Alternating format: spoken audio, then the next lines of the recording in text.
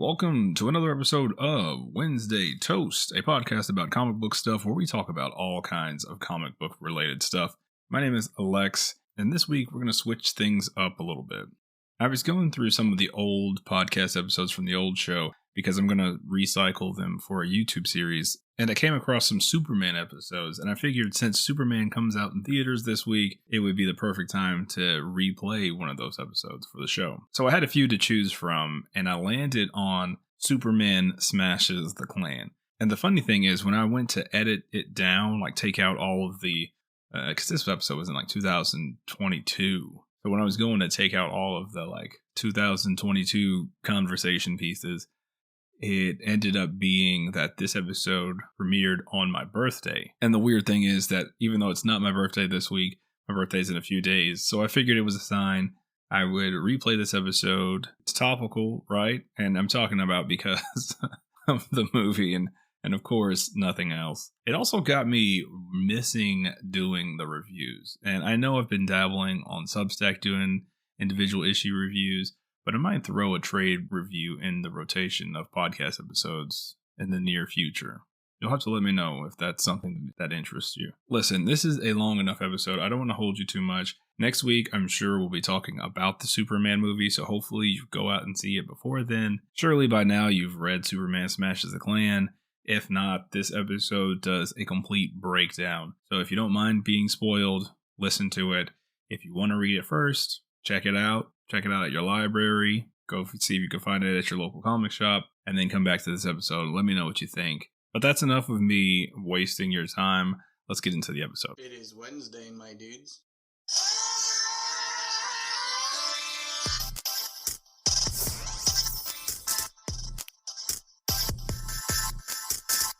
This week on the podcast, we were reviewing a book called Superman Smashes the Klan. When I told Simon that we were reading that this week, his response was, "Oh, wow." It's sort of a intense title, but the book is not very intense for the subject matter. No. But And, I mean, it's definitely not like glossed over, but it's not like Inglourious Bastards with Superman. I would rather have read that, honestly. Not that this was bad, but I'm just saying that would have been cooler. That does sound pretty cool, I'm not gonna lie.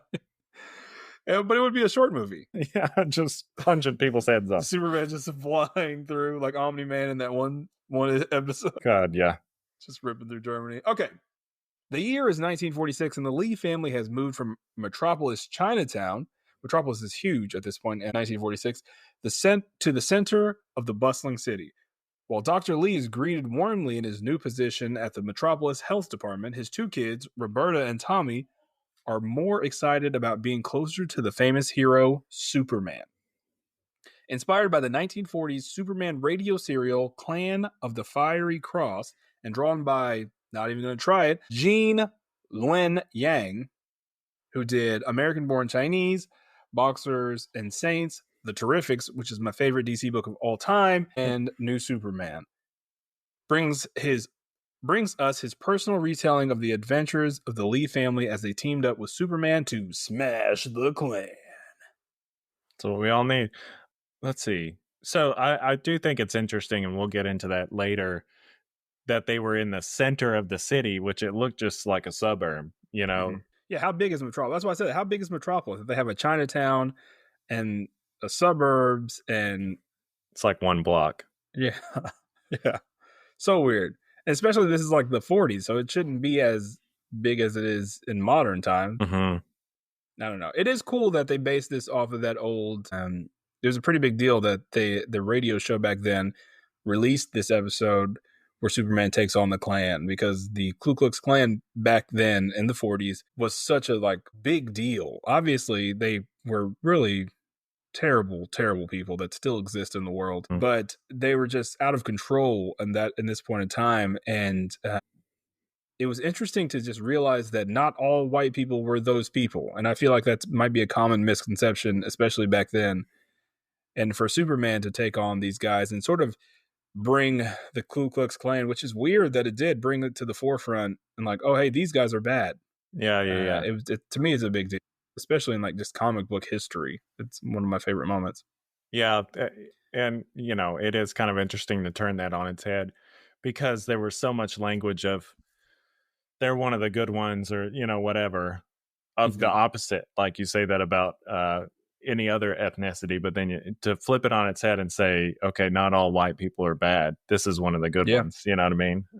It's weird. It's definitely strange, but it's real life. Yeah, it really is. It has a lot of congruency with modern times for sure. Yeah, this book was weirdly, I don't know. We'll talk about it. Let's talk about issue number 1. All right. And again, before we started, it's broken up into 3 issues. And we talked about this before we recorded. I was like, oh, this is going to be a breeze, 30-minute episode of the podcast, first one in history, because it's only 3 issues. And then I cracked this bad boy open. I got it on Hoopla, and it said 250 pages. Each issue is 70 pages. I was like, what? Yeah. What? So, and I'll preface, so I'll go into issue 1 in a second. I'll preface that I loved that this was in the past, that this is classic Superman in the 40s, like still the black background to the ass, doesn't know how to fly, I got about halfway through issue number 1 and I was just smiling. I was just like, yes, Superman works and again, we'll talk about more of this later on, but yes, Superman works in modern times. Yes, he's a good superhero, and yes, he still works. But I love that classic version of Superman. Faster than a speeding bullet, stronger than a locomotive, can leap tall buildings in a single bound. I love that. And I love the world. Like, talk about the reporter aspect of Superman means more then to me than it does now. Yeah. Like, I just completely need more stories of old Superman. Right. Yeah. The whole modern day journalism aspect doesn't really, to me, doesn't play. No. But I do that. Yeah. This whole world is built up really well. So let me start with issue 1. The year is 1946, and the Lee family has moved from Metropolis's Chinatown to the center of the bustling city. While Dr. Lee is greeted warmly in his new position at the Metropolis Health Department, his 2 kids, Roberta and Tommy, are more excited about being closer to the famous hero Superman. While Tommy adjusts to the fast pace of the city, Roberta feels out of place as she tries and fails to fit in with the neighborhood kids. As the Lees try to adjust their new lives, an evil is stirring in Metropolis, the Ku Klux Klan. When the Lee family awakens one night to find a burning cross on their lawn, they consider leaving town. But the Daily Planet offers a reward for information on the KKK, and their top 2 reporters, Lois Lane and Clark Kent, dig into the story. When Tommy is kidnapped by the KKK, Superman leaps into action with help from Roberta. But Superman is still new to his powers. He hasn't even worked out how to fly yet, so he has to run across town. Will Superman and Roberta reach Tommy in time? I will say that I didn't realize that I did that beginning part already. That's all right. Repetition is good. People need repetition. And we did talk about last episode being extremely long, but the purpose of cutting the episode was to cut down on time. So we're not going to go play by play, but I want to ask you what your favorite things of this issue number 1 are. And I understand that it was an extremely long issue, like 3 issues pretty much in one. Right. So it is difficult. Even as I was reading that synopsis, I was like, that did happen in that issue. Like all that happened in that issue. Yeah. I'm pulling it up just for a reference sake. Yeah. So first of all, some of my favorite, I guess I really liked how the beginning, I like how it started. I like this kind of the first time you see Superman and anything, it's like this kind of Iron Man-esque Nazi villain right at the beginning is trying to bust down a dam. And it's funny because Superman, everybody knows Superman, and they already kind of rely on him to be the stop for these moments, for these crises. But, the villains haven't learned yet. They still are confident enough to try this. Yeah, and everybody doesn't see Superman or even know Superman like we, the reader, do. And even Superman himself, which I really like throughout this book, doesn't know what he's capable of. And so he's like, that's why you say, like, this guy is a superpowered villain. He's powered by the green stone, quote unquote. He's like Iron Man. Of course, he thinks he can beat the shit out of Superman because they don't know that Superman can even fly. Yeah. I did appreciate that too. And again, I'll preface most of this review by saying this is a book geared towards young adults. It's the art style is what you would imagine a young adult book looks like. It's very colorful, no real hard details or anything like that. Not Cal Arts, but sort of along the lines of that. I would say almost anime-esque, which so one criticism I have, which I know normally we kind of suss this out at the end, but I'll just talk about it now, is it was a little bit too much like Pokemon Superman to me. I didn't really like that take. I know where I agree with you that this is a YA book and that it probably would appeal more there, but I don't know. Some of the art style I don't mind, but some of it I just couldn't get behind. I don't know how to describe it. It was hard kind of to take it seriously in some moments. It's definitely hard to take it seriously, and we'll talk about this at the end. I'll talk about my points on that. And I will say that getting to know the Lee family. So if people out there don't know, I have Japanese, Black. I got it all. I'm mixed all the way around. And so a lot of the stuff is relatable just from talking to my grandmother about the past and coming to America and things like that.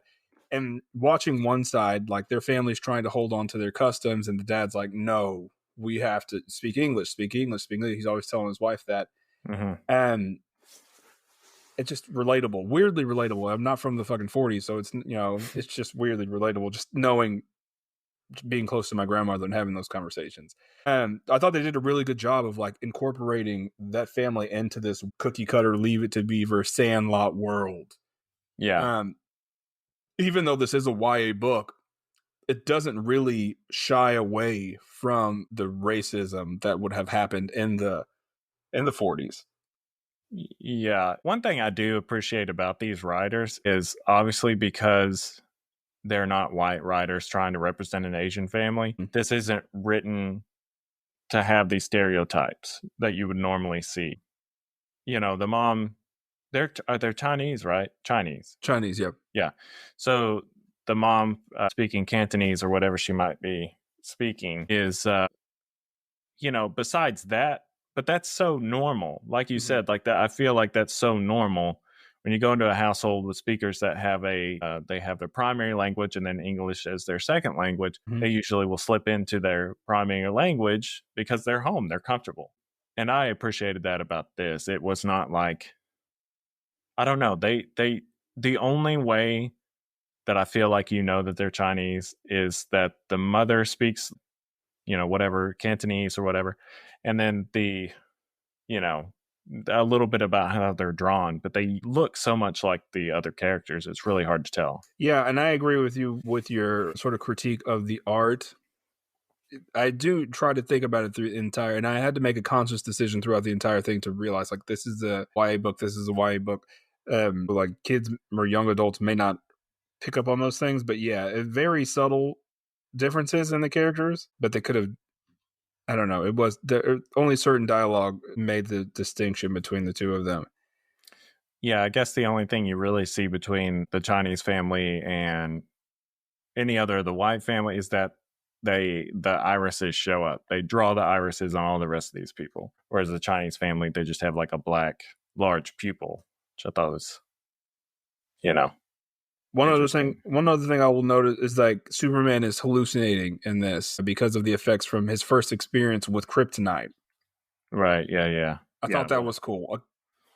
Again, I like old Superman. That's one thing that I think I was so enamored with that I wasn't really paying attention to a lot of stuff in this first issue.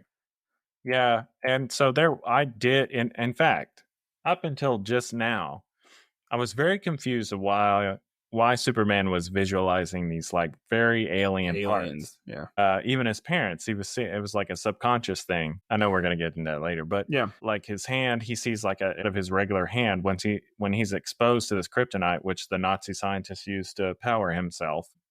He sees his hand as this 3-fingered Ninja Turtle. Yeah, that threw me off at first. At first, I thought it was an illustration error. Yeah, but then I realized he's hallucinating. Yeah, and he's panicking. No one else can see it. He's like, hey, the detective didn't even notice. And we start to see hints at why he's hallucinating. We'll talk about that in the next issue. And I don't want to go panel by panel, but there's one thing that I want to point out because it relates. I find it relatable. Is it's not just the Ku Klux Klan in Metropolis don't just have a problem with this one Chinese family happening, which I appreciate that. I appreciate that they're noticing all these other things.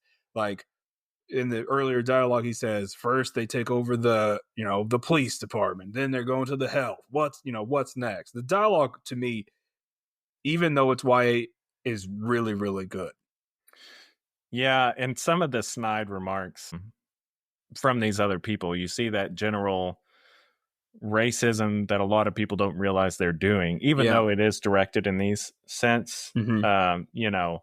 He's like, oh yeah, some guys have all the luck to be put into the chief bacteriologist of the Metropolis Health Department. Like, must be nice, And when I realized that they weren't going to shy away from the racism was in that same conversation. She was like, she says in broken English, like, the pie smells good, or she says has good smell or something like that. And he's like, ha ha, has good smell. That's funny. I'm sorry, it's apple and it's not dog that you're smelling. Yeah, I was like, fuck you, dude. Yeah. I was like, whoa. That really, I got pissed off at that. And you can tell, like, the mom probably doesn't really understand what he's saying. And in my head, I'm like, racism is around still. I would never downplay or water down the current environment of racism. But this is like that unfiltered 1940s, like, people could say whatever they want. Now people have to do like passive aggressive racism, unless you're really bold. But back then, you could just say whatever the fuck you wanted to. Yeah, and it's white just people like, did not care. It's just sometimes it's hard to read. Yeah. And even though this is a YA book, I'm glad that they didn't shy away from it. They do all the, there's this, Roberta is trying, I don't even know if it's in this issue, but she's trying to connect with the other girls, and her brother seems to be popular because he's willing to sort of make, jokes about being Chinese and things like that. But one of the girls is like, I can't remember what she says. I never met a Chinese. Are you Chinese or Japanese? Which I've, just being out with my mother and being out with my grandmother, I've gotten that conversation, even though they're different. It was just relatable to see that. Another thing that I think about it was relatable in this issue is that we talked about in the synopsis that the KKK come to the house and do the burning cross. Well, these 3 black guys are just hanging out, and they drive past the house. They're like, shit, man, this is intense. Like, think about it, man. If you saw a burning cross in someone's front yard, like, that would be insane. Well, and this is something, and apparently, they know about it. They know what it is. Obviously, they're like probably surprised that it's not on their fucking, Well, and they're saying, like, in Metropolis, this is happening. Apparently, the Metropolis is supposed to be like this epicenter of, sort of, being open for all people. Yeah, make references to it later on about, like, some white people hate it, but it's supposed to be like this leading progressive place. And they stop to help. They put out the fire and all these things. This is after the KKK leaves. But immediately, the dad is like, hey, get out of here. Like, you are making it worse. Yeah. And this whole Asian and black relationship is something that I think is relatable because I have family members in Japan that we don't talk to. It's just like a weird dynamic of, like, different ethnicities don't realize that, like, the same thing that's happening to you is happening to me. But, like, I don't know. It's such a weird dynamic. But I'm glad they talked about it in this. Yeah. So it's not just white against everybody, Yeah. Other racism obviously exists in other races against different races that also experience that. So. And the black police officer, the guy that's a police officer, is like, listen, man, like, you're not us until you're basically us right now. Like, the burning cross is in your front yard, not mine. Like, they don't and they're talking to each other, like, they don't realize they're us until they're us. Like, they hate us. Doesn't matter. If you're not white, they hate you. So it doesn't matter. Like, we could be mad at each other, and they just leave. And I thought that was really, really good. Really good. Tommy gets kidnapped, and I don't know. I just think we get great Superman moments. Mm-hmm. That's what I appreciate. We get the phone booth. Change it in the phone booth. I was like, oh, that's great. Yeah.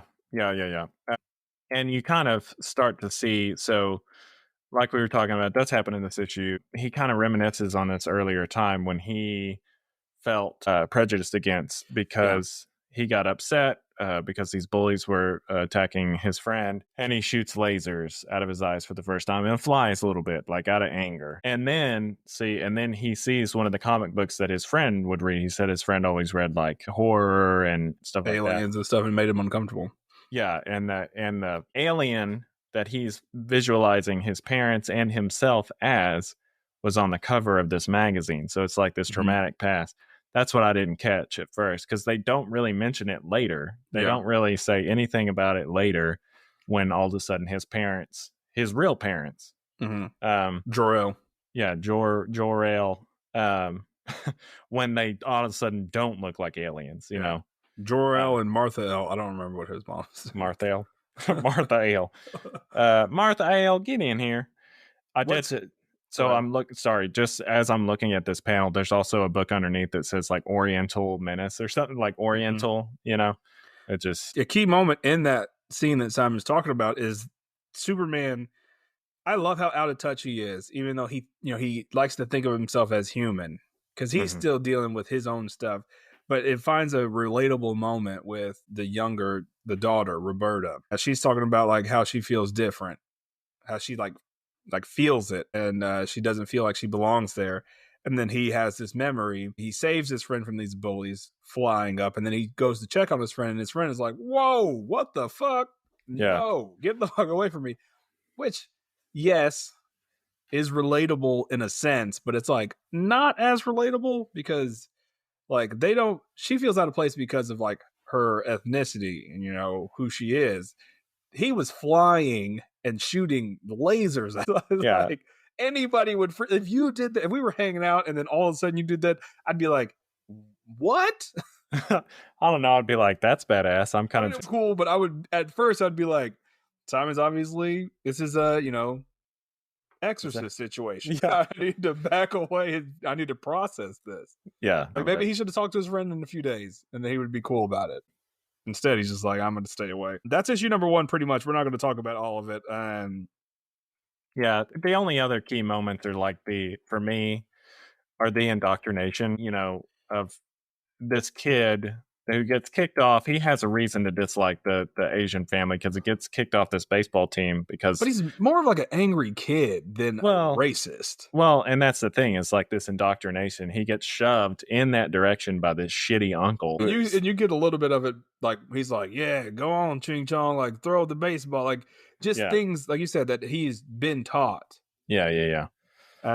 And they're not exposed to it. And that's part of a lot of problems, is people not being exposed to other cultures and ethnicities. And so he just automatically thinks, of course you're going to think what your parents tell you, they're not going to tell you wrong. So of course you're going to believe that. And it's a sad truth. Yeah, that's that's like that Fight Club quote. I probably won't say it word for word, but it's always one of my favorites. It's like, maybe this doesn't apply.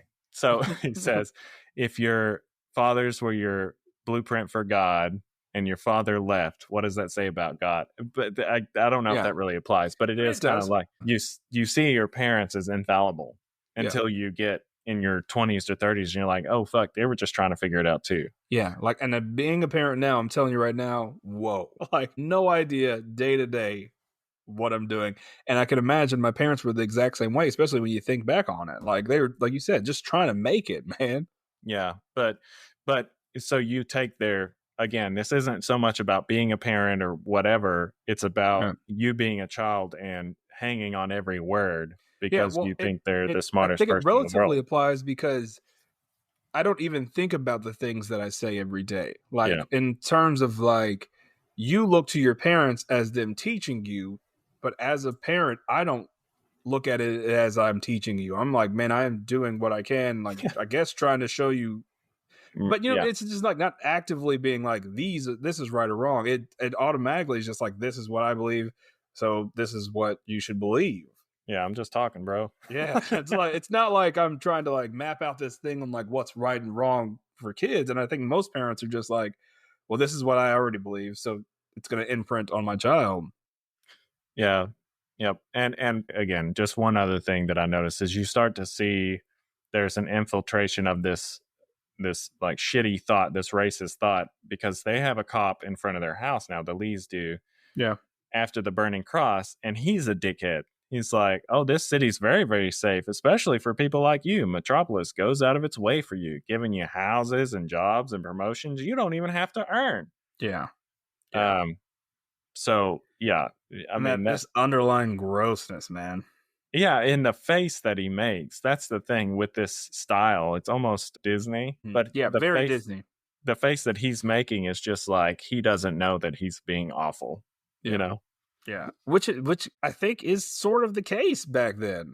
Like a lot of those people don't see anything wrong with how they were. And you know what the sad thing is? Some of those people are still alive, or like their kids are alive. You know what I mean? Like, and that's kind of why we are in the situation that we are in right now. Yeah. Sad. One last thing I'm going to talk about in issue number 1. We're doing better. We didn't break down page by page because there's like, I want to talk about this. I want to talk about this. We're not doing it. Even though I do. I've grown very fond of Jimmy Olsen. Hey, I like him now, man. In this, it's I like him because he's an innocent kind of whatever. I do like appreciate Jimmy him as a Olsen. kid. Yeah. I think I'm gonna start collecting some old Jimmy Olsen books. He had like a book in back in the day called Superman's Friend Jimmy Olsen. I think I'm gonna go back and collect because it's just like he's just a dude that knows Superman. That's just a weird story. And I like weird stories. Okay, so issue number 2. Teenager Tommy Lee is missing and Superman is on the case. It can't be a coincidence that just last night Tommy bravely confronted the Clan of the Fiery Cross when they surrounded the Lee's family's Metropolis house and told them to go back to Chinatown. As we learned before, the year is 1946 and Clark Kent is still new to being Superman, which I love that. Mm-hmm. He doesn't even know how to fly yet. His search for Tommy is conducted in a huge gravity-defying leap. Wait, what? He hasn't learned to fly yet. His search for Tommy is conducted in a huge gravity-defying leaps that makes Tommy's sister Roberta suspect that the Man of Tomorrow may not be an Earthling after all. Sorry, I fudged that up. There was a very reporter-esque style right there. But if this strange young hero can adjust to his adopted home, perhaps she can too. First, he must stop the Klan from blowing up the Unity House, and that has welcomed the Chinese American family to their community. But could the real target be across town, where Superman's friends, Jimmy, Lois, and Perry, work at the Daily Planet? Sorry I botched that, guys. That was really wordy. That's a lot. And there's so much going on in these issues. Yikes. Because I forgot about the blowing up thing. This is issue 2. Yeah. So this issue, we start to see more development of Superman powers. His parents are his projections of his parents, which are like his subconscious. So they look like aliens that he saw in the magazine, but they're also wearing like Ma and Pa overalls and aprons and shit. But they start to change. Yeah, they're slowly changing.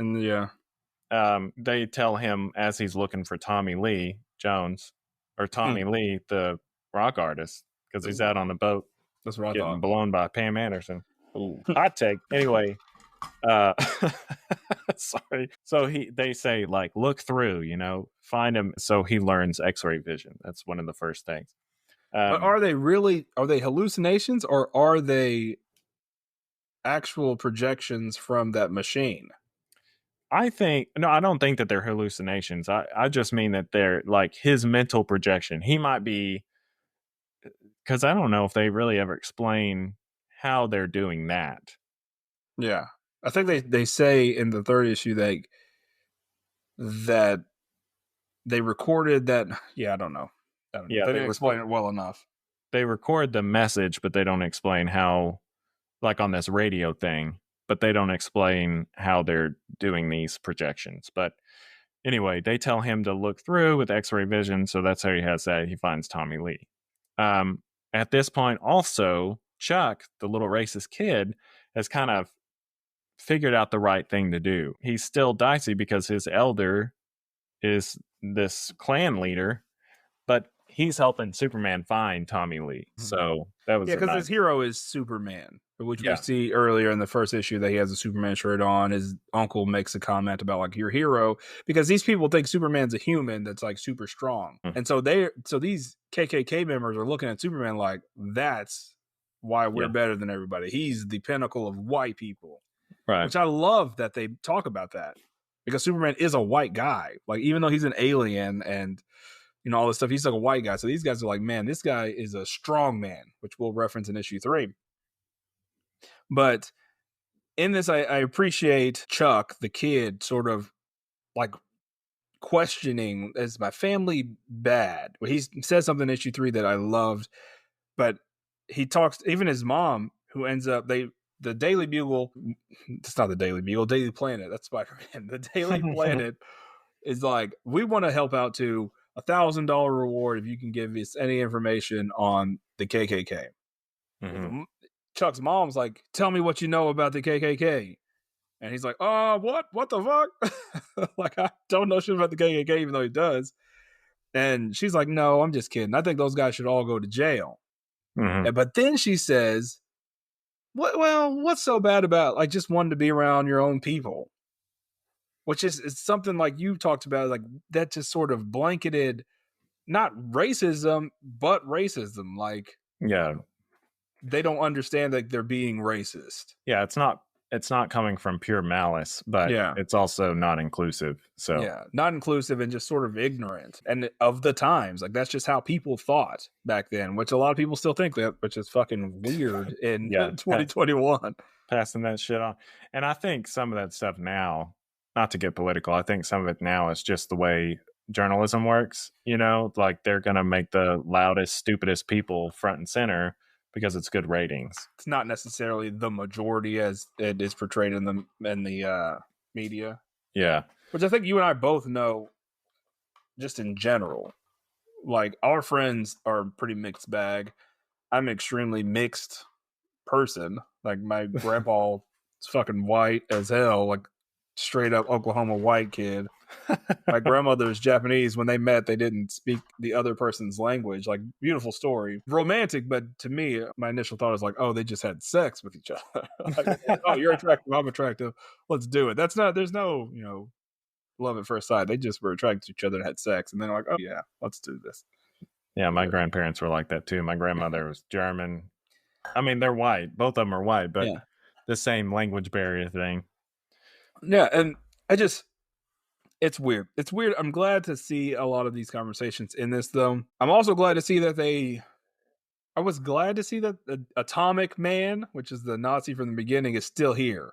Yeah, he wasn't a one note. But he's getting payback. Fuck him. But which is like weird payback because he's getting like the Nazis, or not the Nazis, but the KKK are like experimenting on him.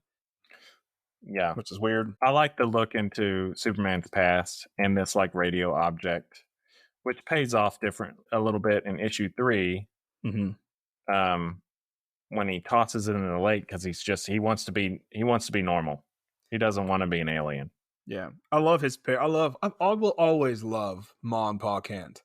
People talk about how Superman is this like infallible character and how he's like a Boy Scout, but I don't think so. I think Ma and Pa Kent are that. They're those infallible characters that like sort of are the cornerstone of who Superman is. And I'll always love that about them. And just to see their Ma Kent has a little bit of that, why can't we just be with our own people type of thing, but not so much. She's like, we don't want it to be weird. We don't want, let's not tell him he's an A. Let's not do that. Let's just, what's wrong with our life, how it is.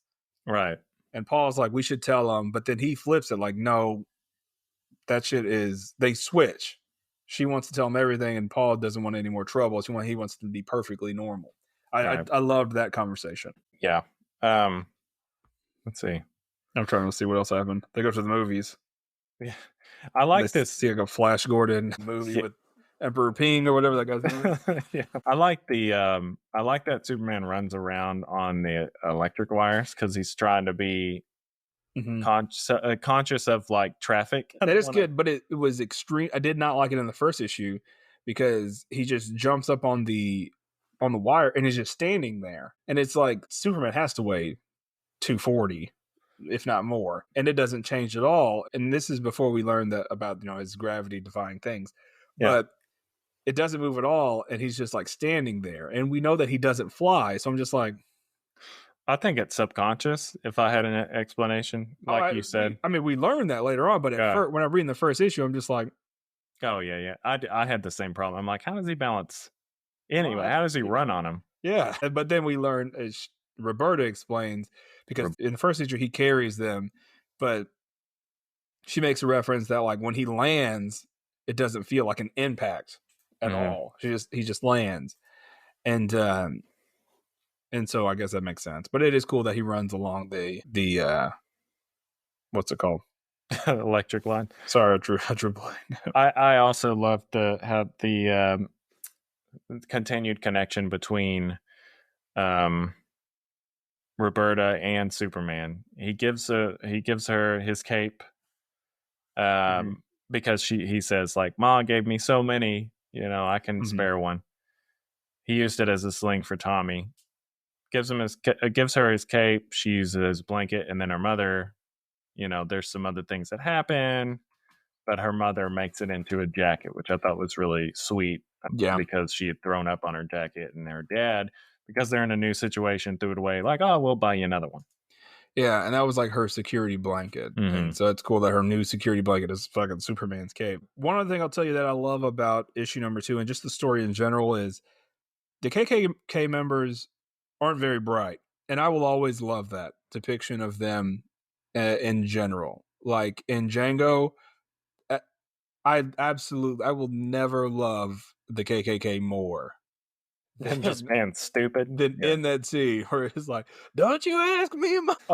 I mean, tears. I was laughing so hard, and like just to think about in terms of history and like how hate mongering they were in that time. Fast forward to 2018 whenever that movie came out, to black people sitting in the theaters and laughing at them. Just like, it's just weird to think about. But I think about weird things like that, I guess, because I genuinely love that scene. I never, I guess black people back then would never think like, I will love a scene with the KKK in it. Yeah. It's so weird, but that scene's great. Yeah, and that's so this gets really nefarious. Like you said, these are bumbling idiots in their ghost costumes, but they try to bomb the Unity Center. This is where all this mixed blood is that's ruining their community. So, kids. Yeah, they've decided they're going to blow it up. And what's his name? Chuck? Chuck's the kid that... Yeah, Chuck convinces them they go watch this movie because he knows about this plan to blow up. Still conflicted, though. I like that he doesn't initially tell them, like, they're going to bomb this place. Instead, he just says, let's go to the movies. Hey, let's just get out of here real quick. He's conflicted, and he's such a great character. And you don't think that he's going to be in the first issue, but he ends up being such a great character in this book, in my opinion. Yeah, definitely a good change of personality. So Superman saves the rabbi, the priest, and the reverend or whatever in the Unity. I like the first issue where she's like, this is going to sound like a bad joke. But he fails to save the building itself. And at this point, they all realize that this is a ruse and that the real attack or another attack was happening at the Daily Planet downtown. There's like this huge cross burning on the Daily Planet. The stakes are so much higher for Superman that can't fly. Like he has super speed, he's fast, but he's not as fast as being able to fly. You know what I mean? So like him being at the Unity Center and then having to race across town, like I just feel like the stakes are way higher. And then him having to run up the building like he has to. Well, that's in the third issue, but still, I don't know. I think that I need more 1940s Superman stories. Yeah, I would love that. They updated it. It's weird. Like I'm okay with him not getting in an arm wrestling match with Batman. Like I'm okay with him not being on the Justice League. I like this more. I think I feel like that's probably what we need. We've had, in comics in general, Spider-Man was good when back in the day. He really was because, of course, he has his own problems, but there's not this grittiness and everybody wants to kill you. And now Spider-Man's dead, and now Superman's dead, and he's back alive, and I agree. Anything else that stood out in issue number 2 for you?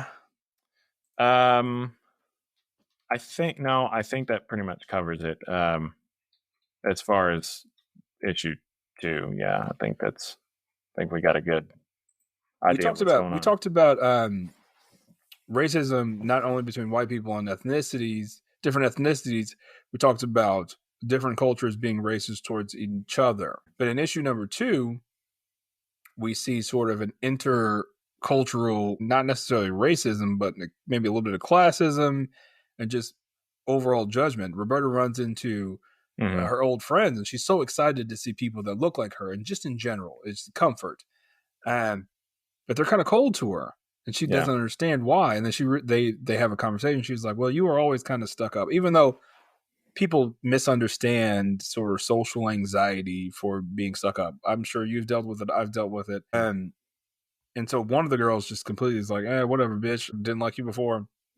And the other one was like, well, we always thought that you were kind of better than us. You had your dad was a doctor. You moved to the big city. You kind of left us all behind. So it's like, it's good seeing you, but bye, bitch. Yeah, they're very rude to her. So that was cool to see. Just like, it's not just like being uncomfortable and this whole era, it's multi-layered. Like, yes, the KKK was this hate-mongering group, but there was more going on than just that. So here we are, issue number 3, the last big-ass issue. Yeah. All right, so Superman Smashes the Klan, number 3. The Daily Planet is under attack. When the Klan invades the newspaper's office, they kidnap Lois Lane, Perry White, and Inspector Henderson. The Klan's attacks have separated our heroes, forcing Roboida and Jimmy Olsen to step up and help save the Daily Planet staff. But the Klan has one more surprise to reveal. In order to save his friends and stop the Klan once and for all, Superman must face his own identity to unleash his full potential and ultimately accept who he is. I can't see the name Roboida without saying Roboida. Yeah, it was a weird name for her English name. Mm-hmm. So much happened in this issue. If we went panel by panel for this whole story, it would be like a 3-hour episode. So let's just talk about your favorite things from issue number 3. I can go first if you want me to. Yeah, go ahead and go first. Yeah. I love the explanation, sort of. So we dive deep into further conversations with Superman's birth parents and him, and how they keep talking to him over and over, like, hey, stop being half of who you are. Stop limiting yourself, pretty much. And then we learn, like, he was at a circus one time and he saw this strong man, and he ended up saving the strong man, having a very good conversation with him. And then the strong man was like, I wear a costume. That's how I hide myself. And he was very kind of Superman-esque, where he has like a cape and everything. Yeah. And then he was the ticket taker. They recognize him as the ticket taker at the circus. Yeah. And the conversation between him and Lana Lang is like, is that the ticket taker? Or Superman is notices it, but she's like, no, there's no way. And it kind of plays to that whole, like, how come people don't realize that Clark Kent is Superman? Yeah, I love that. And she's like, there's no way. There's no way. He's bald and he didn't smile. It's just like it's so weird that you don't notice it or whatever. And I thought that was great. And it sort of made more sense on the Superman that doesn't fly. Like, he's more of a strong man. He wants to appear as a strong human. That was cool. And God, so much happens. So one thing that I'd like is just how... So Roberta brings this up to him later, but he could have saved the people. He could have gotten to the Daily Planet faster if he could fly, but he had to leap. So he's like climbing the building. So, it's just like she's like, you're doing worse by limiting, because she notices that he limits himself. One panel, I'm going to talk about a panel that I really love. It goes back to the bumbling Ku Klux Klan idiots. Is he had the Grand Scorpion or whatever has Perry, which I love Perry in this book as well. Perry always is an asshole and everything, but he's still kind of a jerk in this, but he is like very progressive. Lois Lane, which Lois Lane is typical Lois Lane. They write her really well in this story. The Grand Scorpion Wizard, whatever his name is, he's like, the loyal knight who gifted me this blade told me all about its storied past. And they're like, well, you would think a blade with such a storied past would cost more than $279, and it has like the price tag still on it. I thought it was so great. That is good. I also thought, like, you couldn't buy a blade for $2.79, and then I was like, oh yeah, it's 1940. That's a lot of money. Well, and one thing I thought about is like, he didn't notice that at all. Yeah, it's stupid. Scooby-Doo moment. Right. But just it being cheap and like reflecting off of his body was great. One thing in this issue, we start getting reveals of these other characters, like the other guy that worked with the fat guy in the health department. Yeah, that got real deep real fast. Not like deep, like it's just like down the rabbit hole. Well, and I just mean like the other blonde guy that said, it's not dog, but it'll be okay. Oh yeah, okay, yeah. I'm talking about the fat guy. Yeah, so the fat guy, you find out is like the grand wizard man a little bit later in the issue. But what I love about this is I feel it's so truthful, especially, like I said, I feel like it's very, very, very poignant and topical because it's like, you actually believe this shit? Like, Yeah. we're just in it for the money. Like, you lost all our dues by attacking the Daily Planet. This guy's only the leader of this group, not even necessarily the leader of the KKK as a whole nationwide, but like as far as this region, he's only not these races, which I feel like is a sad thing to say, but he's like not KKK hardcore hate monger. He's just like these races. Like, I don't give a shit. Yeah, he's not trying to lynch anybody. Yeah, he's like, I don't give a shit if these foreign people come here. It makes my life easier. It was like, I just need them to do what they're supposed to, what they come here to do. I'm about making money. He's like, you like you said, you believe this shit? I don't care about that, man. And this guy is just like, his whole world shattered. The uncle. Yeah. I think it was great. Before that, though, I thought it was good that it also talks about how, or it kind of like gives an example of how these people see him as just a strong white man. Mm-hmm. Because Superman busts in and they're like, oh, we can take him. There's 4 of us. But like, we know Superman. If Superman really wanted to, he could just pop all their heads off like it was nothing. But they're like, oh, we can jump him. He's fine. He's just like a strong man, a circus strong man. Yeah, they don't know that he's... He does like a tornado and knocks them all on their asses. Yeah, they don't know that he's bulletproof. Yeah. So good. And I like the appearance of the Fortress of Solitude, and I love that it's in Lake Solitude. Yeah, the radio thing busts open. Lake Solitude. Was really good. Yeah, it makes a lot of sense for like the naming. Yeah, I think it makes more sense than it being in the middle of like Antarctica. And his parents are finally revealed as these, humanoids. Yeah, characters. Before, like, after Superman beats those guys up, right before this Fortress of Solitude panel, the uncle has a conversation with Superman. He's like, why are you fighting us? Like, you are what we are fighting for. You are the white man. Like, you are proof that our blood is the purest. And Superman's just like, what the fuck are you talking about, man? Like, I feel like normal people that have conversations with people like this are just like beside themselves. Like, what? Yeah. I feel like you would be like that if someone came to you like, Simon, you are exactly what we love. You are pure blood. Like, you should hate everybody. Like, what are you talking about? Yeah, being around just like straight up crazy people. I have a cousin like that. He's not like racist, but he's a QAnon conspiracy guy, and he goes off on these tirades. I'm like, dude, what the fuck is wrong with you? You learn that this guy the fat leader of the region of the KKK, may not be hardcore hate monger against ethnicities, but he's like, this guy is an alien. I don't give a shit about Black people and Chinese people. We got a fucking alien here, man. And so he's creating very Lex Luthor. It seems like a misstep to not make that just Lex Luthor. Yeah. But I guess DC was like, you're not going to make Lex Luthor the leader of the KKK. He's a bad guy, but he's not that bad. Yeah, he's a bad guy, but he's not racist. Yeah. So they're like, we're not going to make Lex Luthor. But Superman... He's a xenophobe. Superman brings up Lex Luthor, though. Because he's yelling at the hallucinations. He's like, you're not real. Is Lex Luthor doing this? Which I thought it was like, just make this fat guy Lex Luthor. Lex Luthor wants to kill Superman. It makes sense. But I guess, like I said, DC's like, Lex Luthor and the KKK. Come on, man. We still got to sell. We got to sell movies, man. Yeah, not in the KKK, but I mean, if you think about it, Lex Luthor is a xenophobe. Like, 100%. He doesn't like him because he's an alien. So. Yeah, 100%. We learned that the dad quits the job because... So I have to ask you, did the dad take the job because he knew that they were trying to figure out a way to kill Superman? Because to me, that's what it felt like. No, I think it was... Because originally he had hate for Superman, because he was like, Superman did this to you? And they were like, once he learned that Superman was a good guy, he left his job because the mom was like, he doesn't believe in the mission anymore. Well, and I think the mission changed. It wasn't about researching a weakness for Superman. Maybe not necessarily killing him, but a weakness. But he doesn't hate.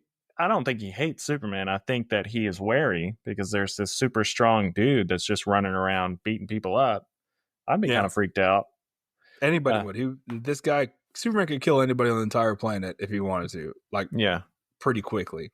But once he figures out that it's about killing him, I think that's why he left.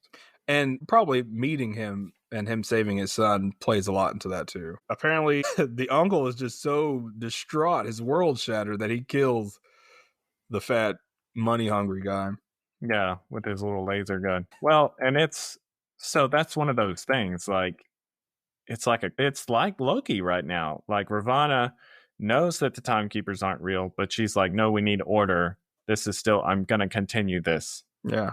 Keep the status quo. And that's what the uncle's doing. Yeah. And he's they drew him very well. He's red in the face. He's extremely frustrated. He's like, what? Like, you don't hate people? He's like, I don't like people. I mean, I don't really give a shit though. Some people I do not like. What I didn't like about this character, I think he's the one that really gave me the Pokemon vibes, are those like three. His hair, yeah. Yeah, the three hairs. 3 clumps of hair. Yeah. I like that Roberta is like, listen, I don't have to be best friends with these girls, but I could, because she realizes that she also has been apprehensive. She's like, I don't have to be best friends with them, but I can at least try to be friends with them. And then she realizes, like, those girls aren't that bad. It deals a lot with, like, they have not been exposed to any sort of culture outside of being white. Like, their whole life is the Sandlot, even though there was that one black kid in Sandlot. Their whole life is the Sandlot. And so they're not even that bad. They're like, yeah, we'll save your seat. You can hang out with us. So it's good to see moments like that. This book is very good with, like, the moments. Like, had a lot of the racist moments are good, and the, like, wholesome moment, the 1940s wholesome moments are good. Yeah. Like, I think the dad apologizes to those 3 black guys that saved their life at the baseball game. Yeah, yep. And they're like, hey man, it's okay. Your house was about to be on fire. It's like a normal thing to, like, try to help people. And I feel like a lot of people don't realize that. It's like, it's normal to, like, want to help people. It just is. Like, if you were on fire, I wouldn't be like, fuck, man, that sucks. Yeah. I'm out of here. Guess you're dead then. Yeah, sorry, Simon. If you were black, I would save your life. But you're white, and that's kind of gross. So I'm going to let you die. That's just weird. It's weird, anybody that thinks like that. If you're listening to this podcast and you are, like, a racist or a xenophobe, you're in the wrong place, buddy. Sorry. You're like, what? You guys read this book entirely different than me. This was a white man's horror story. Superman ever. And and so this guy, the uncle, assumes the role as leader. Key moment, though, the daughter finds the kryptonite shard. I guess the dad took it, realizing that they were using it to create weapons. And he has all the weapons. But Superman has also talked to his parents and realized that he needs to just be Superman. Fuck what everybody thinks. But his worst fear comes true. Like, he comes in flying, and the people are like, kill him, he's a demon. But to me, that was great.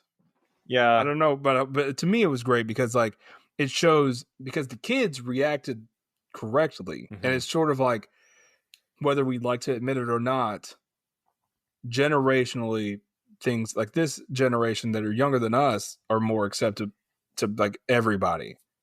And we just sort of water down that old school hate a little. It sucks that we're not there right now. It doesn't make sense that we're not there right now, but I feel like every generation waters it down a little bit more.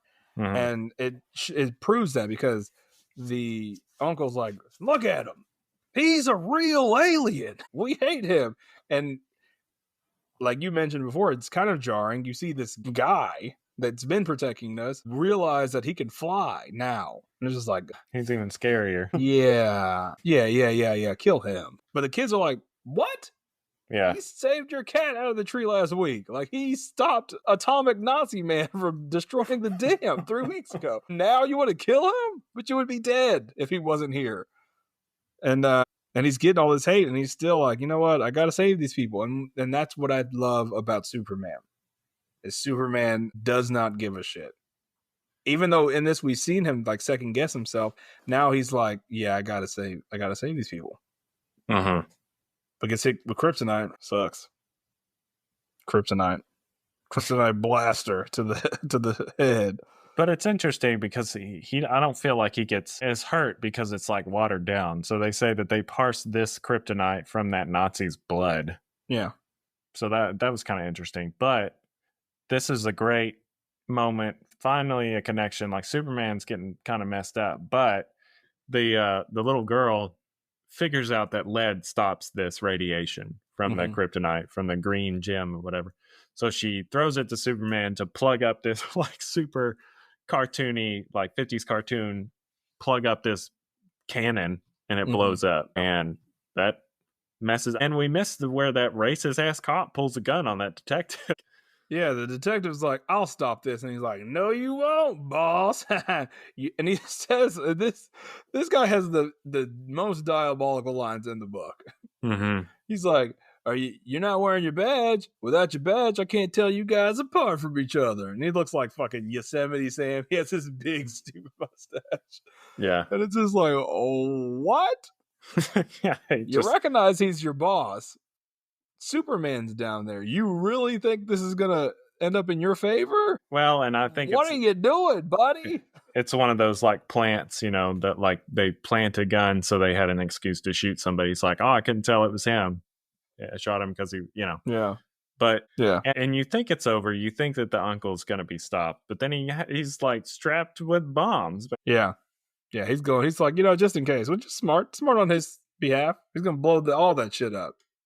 Kill everybody. Everybody in Metropolis is at this baseball game, even though Metropolis is big enough to have Chinatown and like the suburbs at a big metropolitan city.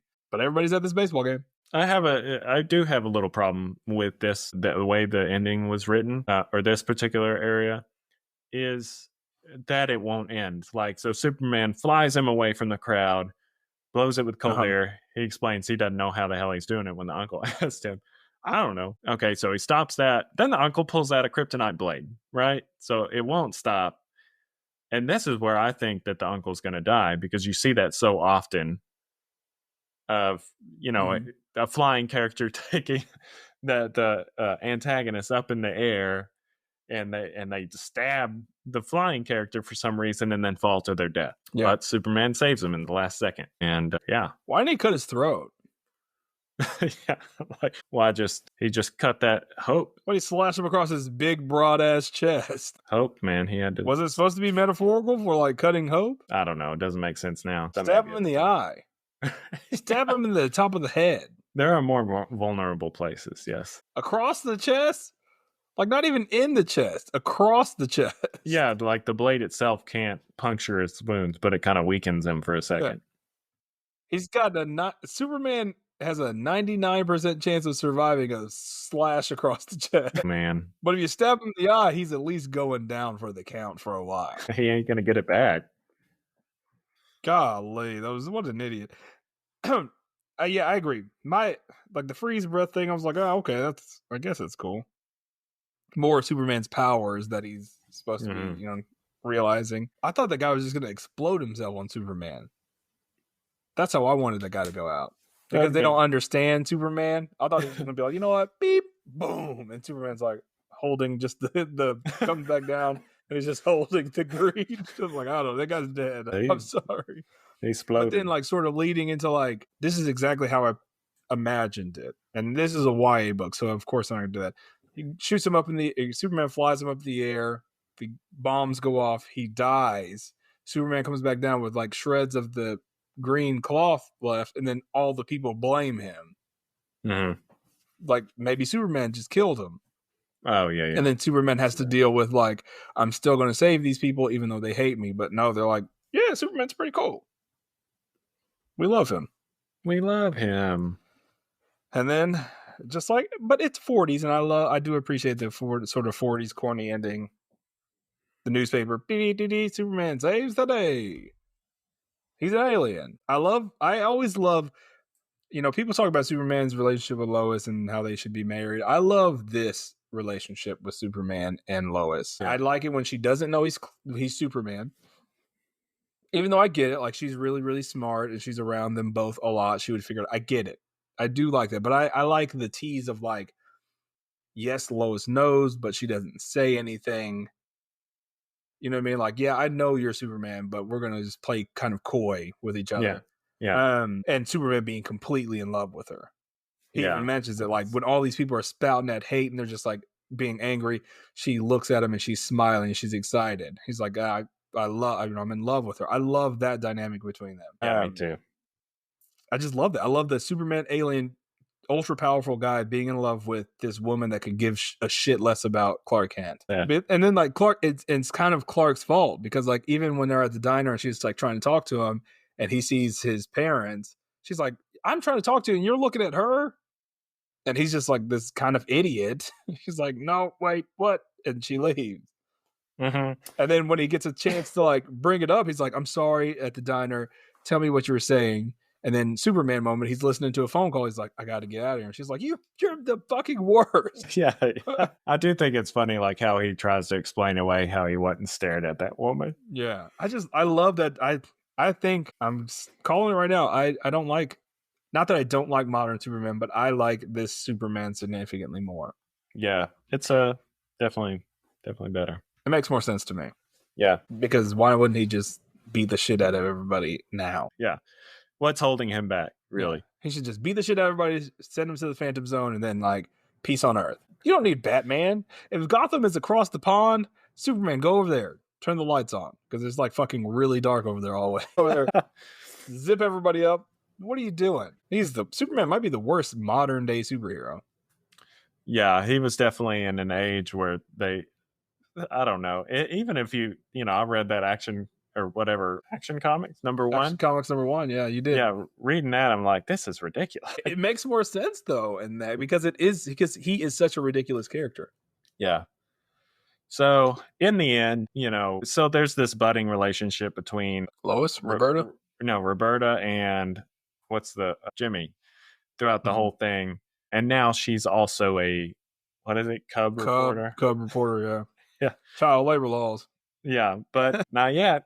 So Not yet. Yeah, Lois Lane tells her that she's a great reporter throughout this whole thing. She even researched her name, and that's the LL is like her actual Chinese name, which was cool. That was cool. That was really cool. She was like, I'm giving this back to you. It's an expensive pen. I don't is that a thing? People buy expensive pens? I guess. Yeah. And she was like, it even has your initials on it. I don't want it. And she was like, no, I'm Lois Lane. I'm smarter than everybody. Lois Lane is the Batman of Metropolis. She's like, no, I researched your name. This is actually your initials. And just like, whew, mind fuck. Chris Angel style. God. That's good. So, and that's pretty much it. That's how it ends. Like they're together, all of them, everything's fighting good. Against crime. Yeah. Yeah, racism has ended. Superman has ended racism across America for centuries. Yeah. Utopian 2020. Like, what's stopping you, man? You have a first-hand experience of how the KKK and racism is like such a big deal. What's stopping you in 2020 from just beating all those guys up? I don't know, man. Superman's the worst modern-day superhero. He worked better in the 40s. I didn't think that before this, but I do now. Yeah. Let's talk about your overall opinion of the book, because we've gone over our thoughts on things that we liked, but what did you think? Did you enjoy this read? It was long, but I did enjoy it. Very long.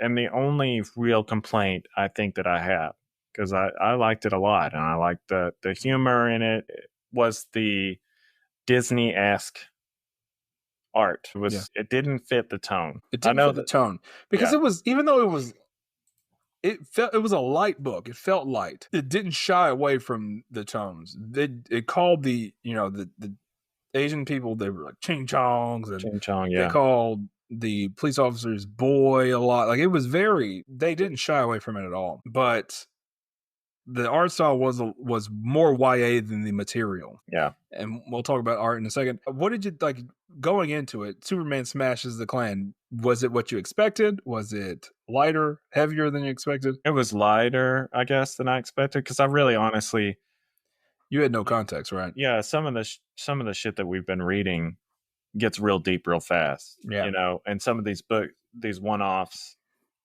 they're heavier. Yeah. So that's what I expected, but it was a lot lighter in tone. This book had completely, I like this story. This book completely Okay, so a lot of times when you have these like character focused stories like Superman Smashes the Klan, it's going to be very Superman heavy, and the side characters are extremely side characters. I feel like this book did a very good job at making it equally Superman, equal side characters. Like Yes. Superman wasn't exactly like all. It wasn't all Superman. Superman felt just as much as a side character as, if not, Roberta felt more of a main character than Superman. Oh yeah, she's definitely the main character of this Yeah. book, and she saves his life. You know, Yeah. Several times there are interactions with these other characters that they kind of, when the uncle is in the baseball field, like he gets attacked by Jimmy, Chuck, and Tommy before Superman arrives. That's when he pulls out his gun, and that's when Superman's there. Yeah, and Jimmy and Roberta save the people of the Daily Planet before Superman gets there. So, yeah, I mean, I appreciate that a lot. The art style. Let's talk about the art for a second, which I feel like we pretty much already did. The colors, man. Woo. The colors were perfect in my opinion. Yeah, I would say that the colors are really nice, and there's really good. It's not flat. They did a good job. It wasn't flat, but it wasn't like there wasn't a lot to it either. Yeah. But yeah, the actual art style, as far as like the designs of like anime Superman, or like not necessarily anime, more Disney Pixar Superman. And like, all the characters sort of look the same. So I will say, I've always wanted to read a book by Cheeks Galloway, and now I feel like I have, and I don't like it. Yeah.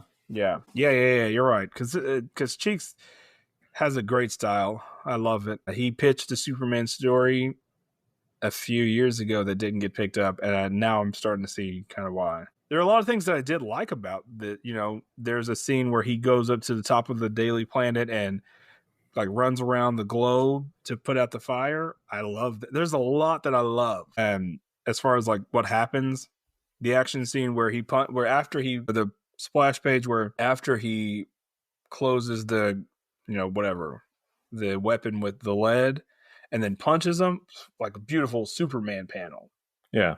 Or the panel where he lands into the stadium as Superman. It's like full Superman chest, his cape. I'm just like, oh, that's great. Yeah. There are some great panels and some great moments. And I love the design of, like you even mentioned before, I love the design of Superman. Bright blue, black behind the S with the gold outline. It's a beautiful design. And I think, honestly, for me, the art style is fine until you get to their faces. I know that they were probably trying to go for more expressive, but the faces really, the eyes, being huge, and the eyes were all huge and not very distinct from each other. Right. At all. Yeah, those are the real problems that I have. Otherwise, I think it's passable. It's fine. I cannot get over the black, the S on his chest is probably my favorite. Mm-hmm. Unlike Superman's in general. Superman's. The black with the red S and the gold trim is perfect. It is my second favorite Superman S from now on. My first one will always be electric blue, baby. Always. All right, let's grade this thing. I'm gonna cheat on this one. I'm gonna give it 2 grades. Okay. They're just the book. We're gonna grade the book, and I'll go first. I think I made you go first last time. So for the book in general, I'm gonna give it D3. Yes. It wasn't a bad piece of toast. It's a toast. If I ate that, I'd be like, oh, that's good. Yeah, that's a good piece of toast. It didn't really, there wasn't much I would add to this book except when it comes to the art style. I feel like inconsistent's not the word. It just, with a different art style, it would have been a 10 out of 10 home run book. Yeah, it just doesn't fit. Yeah.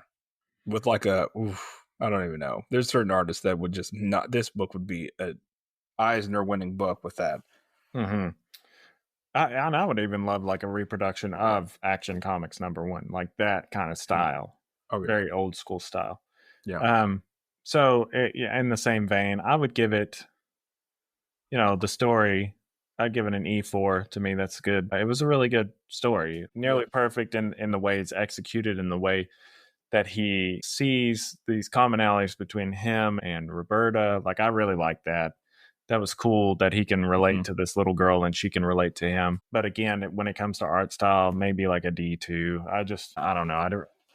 I really didn't like it, the art style. Yeah, no, I'm not. I agree with. That's why mine's a lower score, because this is my second score, which I've been talking about. To me, an E5 is like a perfect score, Mm-hmm. and I'm going to give, as a Superman story, this is the perfect Superman story. Yeah, for me. I feel like the E5. Let's say people. We'll talk about this in a second in our closing remarks. People have been talking about our grading scale. This is the perfect Superman story. I absolutely loved it. And I'm not even like a huge Superman reader at all. Like I do appreciate the character, but this story makes me appreciate Superman in such a different light. And I love, he wasn't Superman. He was still coming to terms with being Superman, and it was so many different stories. It was the story of the KKK coming to, just like people coming to America and fitting in, Superman coming to it. So many different storylines executed really well, because it's really easy, in my opinion, to botch this. Yeah. And I feel like it was executed in such a great way. And I think the important thing, honestly, I think the important thing there is that if it couldn't have been written by a white person. Like, this is written from someone's personal experience. I mean, it definitely couldn't have been written by like Bendis or anything. Who'd botch it. Yeah. But there it is, folks. So I talked about the grading scale, and I started doing this thing on Twitter where I do the New Comic Book Day weekly review. So I do these little audiograms and giving my opinion on the books that I've read throughout the week. And I also like kind of reference, like, I give a score according to our grading scale. And people are like, oh my God, I'm so confused. Like, y'all's grading scale, like it's too much. How do you understand it? And I told everybody, pretty much copy and paste, like, our grading scale is 100% nonsensical. Yeah. Like there's no reason to it. There's no like way to interpret it other than like you yourself. Like the reason for it is so that like Simon can give his score and why. And like I can give my score and why. It's not like it's a 10 out of 10. Yeah. See you guys next time. Pros and cons, 10 out of 10. Yeah. It's like the reason is it's interpretive. And that's why I like it, because it is stupid. Yeah. And we couldn't do an interpretive dance because this is an audio. Hey, Simon, what do you think about this? So there you have it. I'm not going to change. Part of me, I was at first, but I started releasing these multiple reviews on like weekly issues. I was like, man, maybe our grading system is too complicated. But I was like, it's not complicated at all. It's like the most uncomplicated. It's like, hey, what should I rate this? How do I understand this? I'm like, what do you think? Go read it. Don't give a shit about what I think. It's just my opinion. What do you think? Yeah, you go read it. Yeah, that's the thing. Because someone was like, okay, so you rated this D3. How does that compare to this book? And I said, hey, man, it doesn't. They're two different books. Yeah. It doesn't at all. And then it's just like, to me, not even being deep, I just appreciate that about it, and makes me love this even more.